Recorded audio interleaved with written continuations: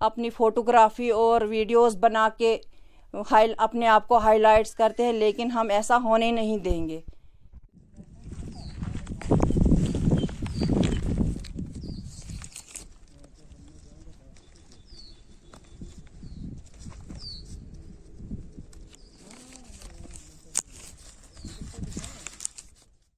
मेरा जहां तक ताल्लुक है और मेरी कॉन्स्टिट्यूंसी के लोगों का ताल्लुक है, मैंने अपनी कॉन्स्टिट्यूंसी के लोगों के साथ एक वादा किया है और मस्जिदों मंदिरों में कसम खाकर मैंने उन लोगों से एक वादा किया है कि मैं जो भी काम करूंगा ईमानदारी और दियानतदारी से करूंगा। आपके पैसे को जो आपकी रोडों के लिए, आपकी बिल्डिंगों के लिए, आपके अस्पतालों के लिए, आपके और नरेगा स्कीम के लिए जो भी पैसा आता है, मैं उसमें एक पैसे का खर्च बर्द नहीं होने दूंगा। ये मेरा वादा तब भी था लोगों के साथ और आज भी है।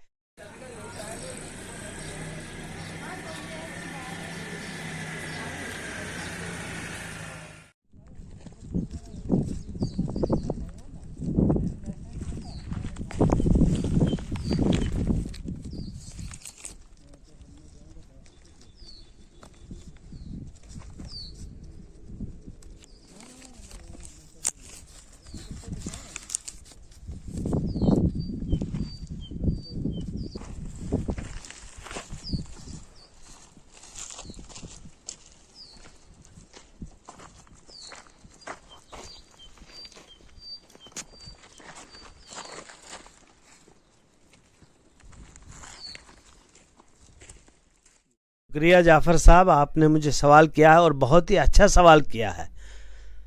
ये जो घट बबोर धड़ा रोड है, इसका असली नाम है मलवन्ना जागीर रोड, लेकिन आज जो इसका PMGSY ने टेंडर किया था वो किया था घट बबोर धड़ा रोड। जो मैं देख रहा हूँ पिछले साल से, मैं इस रोड पे अक्सर चलता रहता हूं क्योंकि हमारी कॉन्स्टिट्यूंसी है।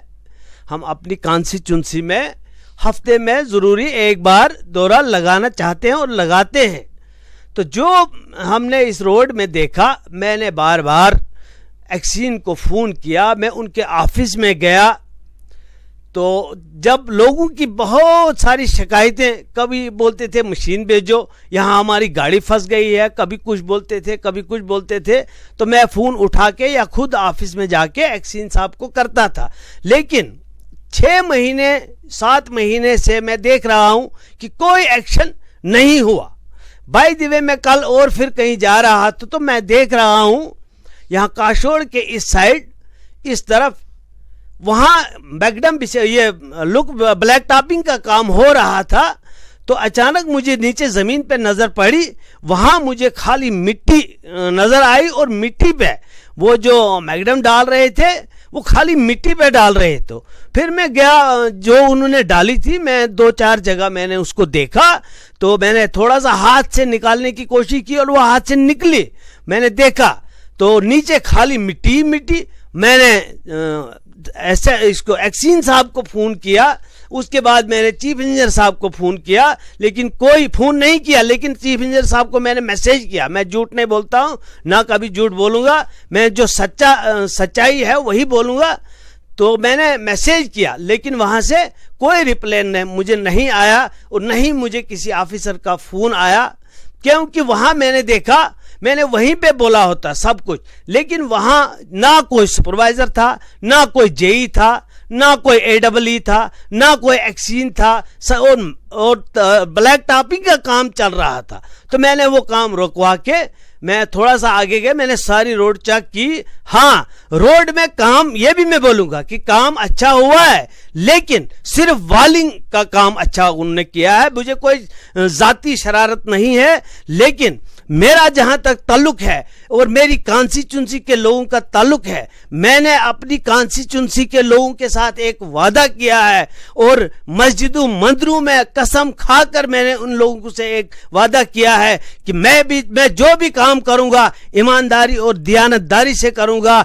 आपके पैसे को जो आपकी रोडों के लिए, आपकी बिल्डिंगों के लिए, आपके अस्पतालों के लिए, आपके और नरेगा स्कीम के लिए जो भी पैसा आता है, मैं उसमें एक पैसे का खरीद नहीं होने दूंगा। ये मेरा वादा तब भी था लोगों के साथ और आज भी है। जहां मुझे दिखेगा कि ये पैसा गवर्नमेंट का पैसा जाया हो रहा है, ये ठीक तरीके से नहीं लग रहा है, मैं आवाज उठाऊंगा, क्योंकि मेरे साथ बहुत सारे लोग हैं, सारी पब्लिक साथ है। उन्होंने मुझे पुरखुलूस तरीके से चुना है और भरपूर ताउन दिया है। मैं उन लोगों का शुक्रिया अदा करता हूं। लेकिन मैं इतना जरूर कहूंगा तमाम डिपार्टमेंटों से, तमाम ऑफिसरों से, चाहे वो किसी भी लेवल के, वो छोटे लेवल के या बड़े लेवल के ऑफिसर होंगे, मैं जिसको भी देखूंगा जो मेरी नज़र में मुझे मालूम होगा या मुझे शक भी जरा होगा कि ये करप्ट है, उसके खिलाफ जरूर कार्रवाई करूंगा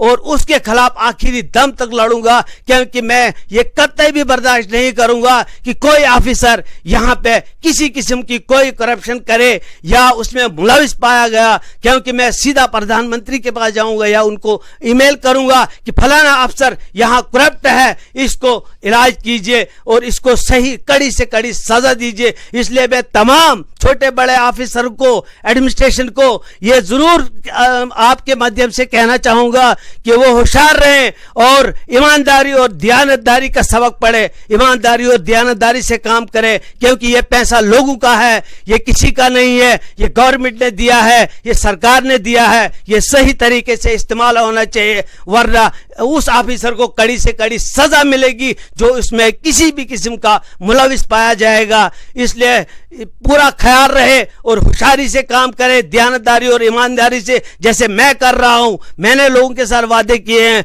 और काम करने वाले ऑफिसर जो काम करेंगे वो मुझे बहुत पसंद है। मैं उनके साथ पूरा कोऑपरेट करूंगा। जो भी ऑफिसर मुझे अच्छे दिखेंगे मैं उनके साथ पूरा कोऑपरेट करूंगा। मुझे किसी के साथ कोई जाती शरारत या जाती अदावत नहीं है और ना मैं रखना चाहता हूं किसी के साथ। मुझे अगर हमदर्दी है तो अपनी इस गरीब आवाम की है, गरीब जनता की है, जिन्होंने मुझे इस मैदान में बाहरी अक्सरियत से चुना है। मुझे नहीं बल्कि मेरी मिसेज को चुना है, वरना मेरी मिसेज को चुना है और मैं इसके साथ खड़ा हूं, शाना बशाना साथ हूं।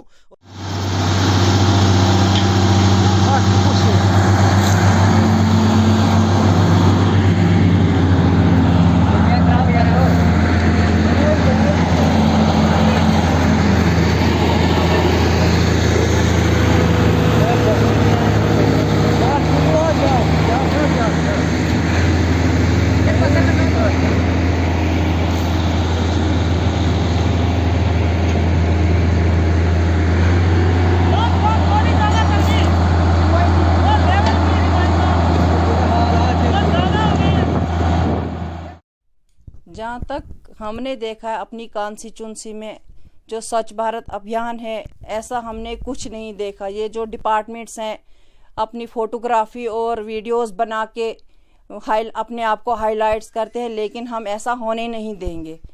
लेकिन जो स्कीम आई है स्वच्छ भारत अभियान की, वो तो हम इंशाल्लाह पूरी करेंगे, पूरी करने की कोशिश करेंगे। लेकिन वैसे भी हमने अपनी कॉन्स्टिट्यूंसी में ऐसे स्वीपर वगैरह तो लगाए हैं। जो भी फंड्स इसके लिए आए हैं वो हम ज़ाया नहीं होने देंगे। वो हम स्वच्छ भारत अभियान का जो स्कीम है वो तो पूरी करने की कोशिश करेंगे। नरेगा का काम जो है आज तक क्या हुआ क्या नहीं, पिछले से हमें कोई वास्ता नहीं। लेकिन आज के बाद जो भी काम होगा, ग्राउंड लेवल पे जो भी काम होगा वो अच्छा ही होगा, लेकिन काम एज पर डिमांड होगा और पैसे की हम खुरद बुरद नहीं होने देंगे। हर चीज़ पर नज़रसानी होगी। मज़ीद हम ये कहना चाहते हैं कि हमें हर वक्त अपनी गरीब आवाम का ख्याल रहता है और पिछले दिनों जो बारिशें हुई उनसे जो फसलों का नुकसान हुआ है, हम एडमिनिस्ट्रेशन और अपनी सरकार से कहना चाहते हैं कि उनकी वो नुकसान की भरपाई करें। मीडिया की जानिब से आप एडमिनिस्ट्रेशन को कुछ बातें ज़रूर कहना चाहूँगा। मैं 2011 में सरपंच बना तो 2011 से 2018 में और सरपंची चुनाव नए हुए, तो मेरा जो ये 6-7 साल का बीच में पीरियड था, मैंने दयानतदारी और ईमानदारी से अपनी पंचायत को, अपनी पंचायत के लोगों को, अपनी पंचायत की डेवलपमेंट को बहुत ही दयानतदारी और ईमानदारी से सर अंजाम दिया है। और शायद जिन ऑफिसरों को ये मालूम करना है, क्योंकि मुझे लगता है कि कई ऑफिसरों को ये शक होगा, पता नहीं ये खुद भी करप्ट है, लेकिन मुझे अल्लाह ताला ने अपना ही रिज़्क दिया है और वही मुझे अल्लाह ताला ही देता रहे इंशाल्लाह, और दे भी रहा है। लेकिन मैं जो कहना चाह रहा हूँ तमाम एडमिनिस्ट्रेशन को या छोटे बड़े ऑफिसर साहिबान को, कि मैं ऐसे ही जैसे मैंने अपनी पंचायत को चमकाया था, मेरा पंचायत घर चेक कीजिए, जो मैंने अपने हाथों से बनवाया है, खड़ा होकर बनवाया है, उसको चेक कीजिए। देखिए आज कितने साल हो गए, और पूरी अपनी कॉन्स्टिट्यूंसी में देखिए वैसा पंचायत घर कहीं दिखने को अगर मिलेगा तो फिर बताइएगा। लेकिन ऐसा नहीं है कि मैं किसी भी किस्म का कोई ऐसी बात बर्दाश्त करूंगा जो नाकाबिले बर्दाश्त हो। जो पैसा सरकार ने हमें दिया है, हमारी गरीब आवाम के लिए भेजा है, मैं किसी भी किस्म का खर्च बर्द उसको नहीं होने दूंगा, चाहे उसके लिए मुझे कोई भी लड़ाई लड़नी पड़े, क्योंकि लोगों ने मुझ पे विश्वास किया है, मुझ पे भरोसा किया है।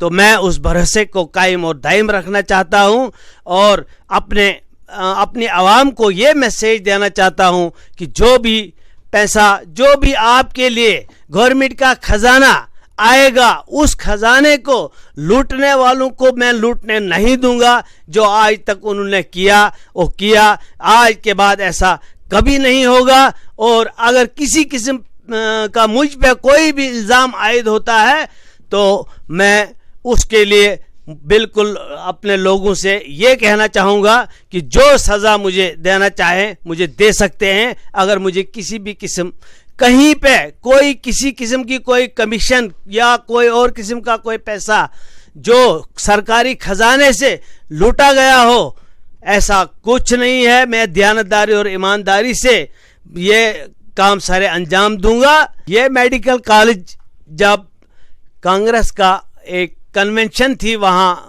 अब्दुल मजीद वानी साहब के घर में, तो मैं आज़ाद साहब की स्पीच सुन रहा था। उन्होंने अपनी स्पीच में ये कहा कि हमने आपको डोडा को मेडिकल कॉलेज दिया है, तो उसके लिए आप लैंड आइडेंटिफाई कीजिए कहाँ पे बनाना है। तो जो ही मेरे कानों में वो आवाज़ आई तो मुझे अपनी ज़मीन पे नज़र पड़ी, अपने इस गरीब आवाम की ज़मीन पे नज़र पड़ी कि जो सुबह से लेकर शाम तक उसमें अपना दिन और अपनी रोज़ी कमाते थे, लेकिन फिर भी सरकार के पीछे पीछे चलना पड़ता था, क्योंकि उसमें 1 या 1.5 महीने का राशन उनको निकलता था। उसके बाद फिर वहाँ हमें पंजाब से ही राशन लाना पड़ता था या बाहर वाली स्टेटों से राशन हमें आता था।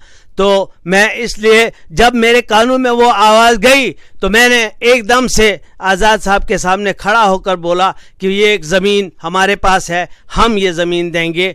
और मुझे यहाँ बहुत सारी सियासी शिकार में हुआ, लेकिन मैंने फिर भी पीछे कदम नहीं धरा, मैं आगे ही बढ़ता गया। और मेडिकल कॉलेज को यहाँ लाने में मैंने और मेरी घाट की जनता ने पूरा साथ दिया। और मगर एक शर्त थी उनके साथ कि मैं अच्छा मुआवजा आपको इस ज़मीन का दिलाऊंगा। वहाँ मुझे सरकार की तरफ से थोड़ा सा धोखा लगा, वो मुआवजा उस हिसाब का नहीं मिला जिस हिसाब का उनको मिलना चाहिए। आज उस ज़मीन की कीमत जो है तकरीबन 4 लाख रुपया मरला है, लेकिन हमें 2,87,000 फाइनल अवार्ड दिया गया पर कनाल के हिसाब से।